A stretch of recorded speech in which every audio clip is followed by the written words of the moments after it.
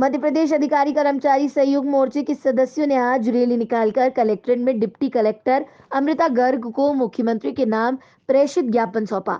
ज्ञापन के जरिए उन्होंने वेतन वृद्धि, डीए वृद्धि सहित अन्य मांगी शामिल की है।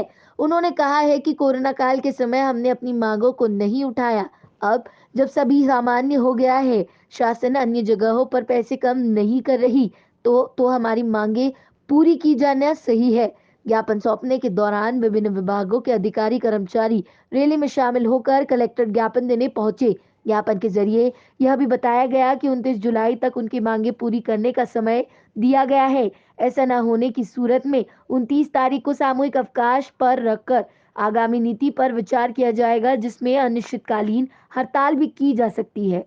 संगठन का जिलाध्यक्ष, संयुक्त मोर्चा का संरक्षक हूँ और आज जो हमने प्रांतीय आह्वान के तहत जो प्रथम दिन हमारा है, आज कलेक्टर महोदय को हमारी जायज़ मांगों के लिए ज्ञापन देंगे।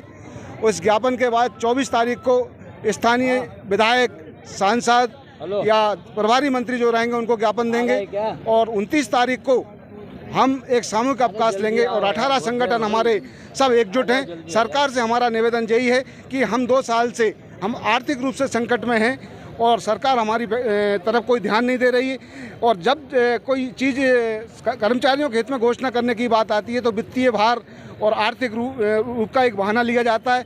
अगर ऐसा ही है तो मेरा शासन से अनुरोध है कि हम 2 साल संकट में हैं, 1 साल माननीय सांसद विधायकों की सुविधाओं को रोककर हमको दे दिया जाए तो 1 साल वो भी तो झेलने इस संकट को। क्या होता है, कर्मचारी किस तरीके से महंगाई में जीवन यापन कर रहा है, इतनी महंगाई बढ़ चुकी है और उसमें हम आर्थिक रूप से 24 घंटे नौकरी करके कोरोना में भी पूरे शासन की तहे दिल से सहयोग करने के बावजूद भी जो स्थिति हमारी कोई सरकार सुन नहीं रही है और सरकार से हम सभी कर्मचारी आज जो एकत्रित हुए हैं, सिर्फ हमारी किसी से लड़ाई नहीं है, नहीं किसी से भीख मांगते, हम अपना अधिकार मांगते।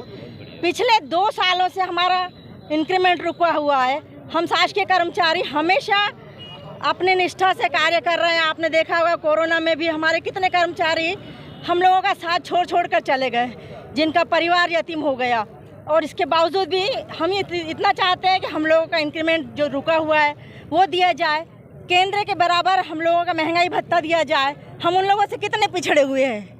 एक्चुअली सभी कर्मचारी संघ ने वेतन वृद्धि की मांगों को लेकर ज्ञापन दिया है, जिसको हम कलेक्टर महोदय के माध्यम से माननीय मुख्यमंत्री महोदय के पास प्रेषित करेंगे। धन्यवाद।